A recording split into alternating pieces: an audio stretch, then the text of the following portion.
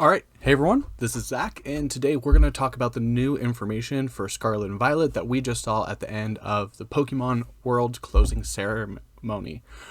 First off, I want to say congratulations to everyone that competed. Congratulations to the champions, Edu. Great job, great battles from everyone all around. Like, I was really impressed with the World's competition because there was just so much high level of play. Like, it was great to watch. But at the end, they always show some new information when a new generation's coming. And this trailer is always focused more on the competitive aspect of Pokemon. So this is showing us some great new things that we're definitely going to want to pay attention to and that we're probably going to use as competitive players in Scarlet and Violet. So let's check this out. Let's give it a watch.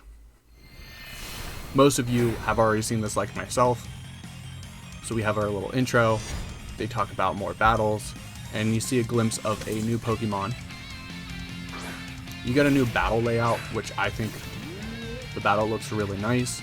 This is the newest Pokemon that we have seen. This is the only new one that's revealed in the trailer.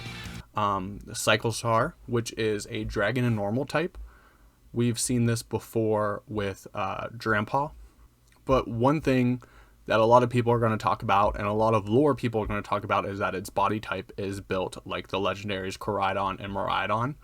So I wouldn't be surprised if a lot of lore people speculate that this is like the present form of Koraidon and Miraidon. Or maybe this is like its base form. I don't know. I don't feel like they'd be introducing it like this if it were to evolve into the legendaries, though.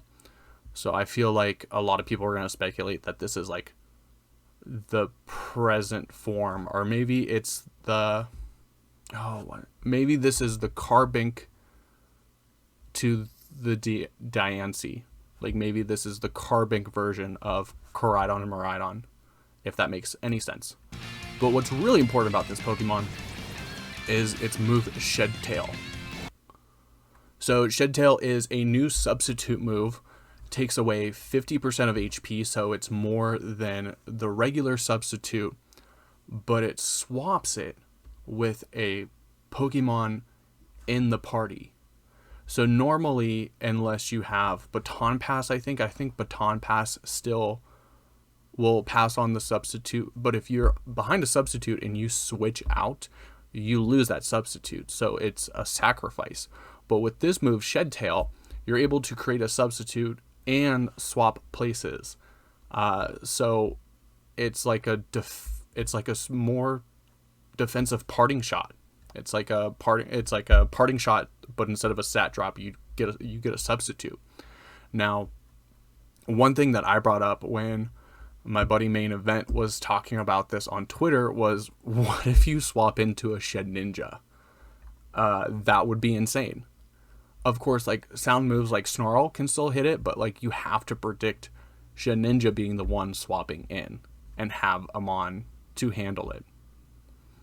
But I think this is going to be crazy. It's gonna have a lot of play. You're probably gonna see a lot of Choice Scarf Cyclizars just to get that substitute in. So I think this is really cool, and I think a lot of good team builders are going to do a lot of creative things with this. Yeah, so Magnezone comes in, goes behind the substitute. We'll see Azumarill using a Belly Drum against a Dragon type, but Mirror Herb copies the opponent's stat changes. Now, when I first saw this, I thought that it was just copy any stat change, but it's only for the opponent. So, and its only stat increases. So it's basically a reverse White Herb. So instead of like getting rid of stat debuffs, you are copying your opponent's stat changes, which is crazy because that really punishes a setup mon. So in like a singles format, like, you can take advantage of forcing a switch in by clicking a setup move, like Belly Drum, for example. In this turn, you switch in your Mirror Hermon, and you get a stat boost. And this could help out a lot of like defensive Pokemon that don't usually get a stat boost. but I think this is going to be a cool item, and it's gonna scare a lot of people into setting up turn 1 until they like scout for certain moves. And the Mirror Herb would have done really great with Dynamax and Max Airstream. So like you could copy a Max Airstream, but also get like a Max Quake Off or a Max Steel Spike, and just be I'm just as fast, but now I got a defensive boost as well. But I mean, I do like that tweak. I do like the Mirror Herb. One thing that I saw some people bring up is Xerneas. Like, they just nerfed every good thing about Xerneas. Like in Sword and Shield, it was Zacian just destroying Xerneas any chance it gets. And here in Scarlet and Violet, like when Xerneas is available, you're going to worry about like, hey, does a Pokemon across from me have the Mirror Herb? Like, how safe is it to Geomancy? And the one thing I worry about is, I question, like, would it only steal the first boost, or would it steal the whole boost? That's something that's curious to me. Here we see Rotom Wash and Colossal. Colossal is back in the game. If you played Sword and Shield, you know that Colossal can be a really big pain in the butt. But here Colossal turning into the water type, and they're just reiterating that the terrestrialization or terrestrializing changes your type, and it gives you defensive benefits or cons depending on how you play it. Here they use it to take the water attack really well, and it still activates Steam Engine. So Colossal is going to get that speed boost and is now a water type.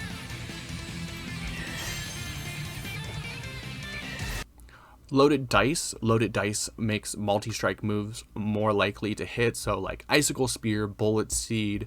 There is another punching move that hits multiple times. Dual Wing Beat. So this increases your chances of Dual Wing Beat landing multiple times. Triple Axle landing multiple times. Which is really good, because one con of those moves is that they have a low accuracy. So it might be able to hit up to 5 times, but you might only get 2. So this just puts the odds in your favor. I would wonder to see how much. I feel like multi-strike moves are more of a singles format, so I think the singles community is more appreciative of this item than the VGC community, but I still think it's cool nonetheless.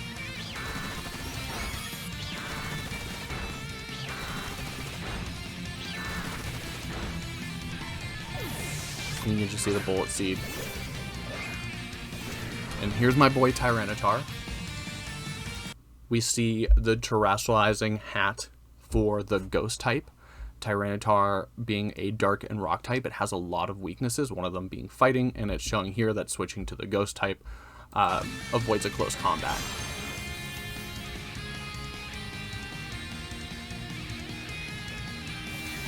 The Little Flames too.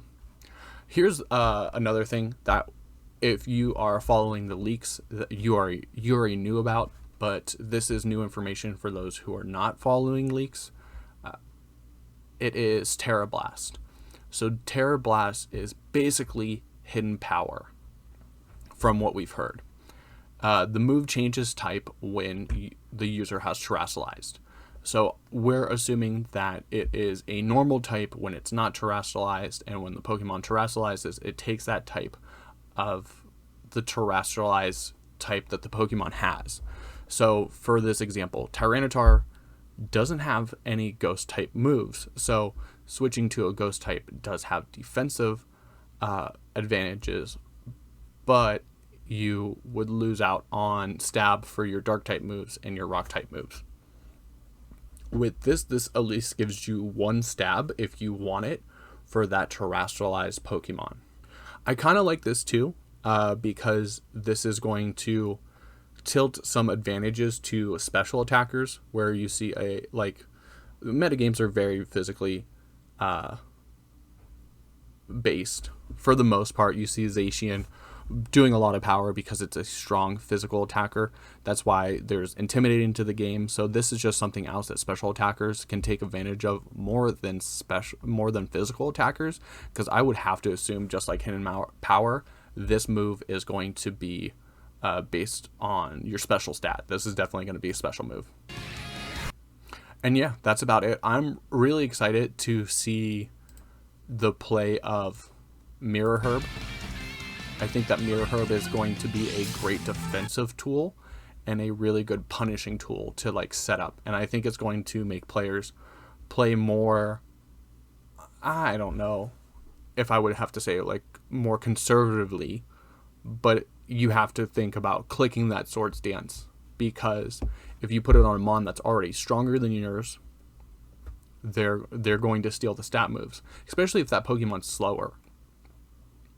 Can you imagine if you Belly Drum and then the Mirror Herb copies and that Pokemon then gets to attack?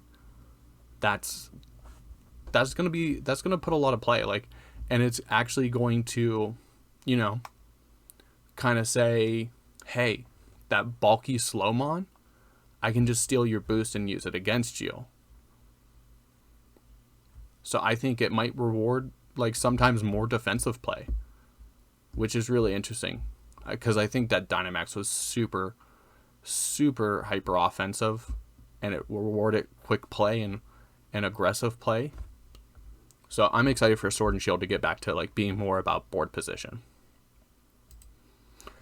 And Cyclizar, which kind of seems like, you know, just like a normal Pokemon. Like the only thing that's really like bringing this Pokemon to everyone's attention is its move Shed Tail, which I think is really cool, and I can't wait to use it.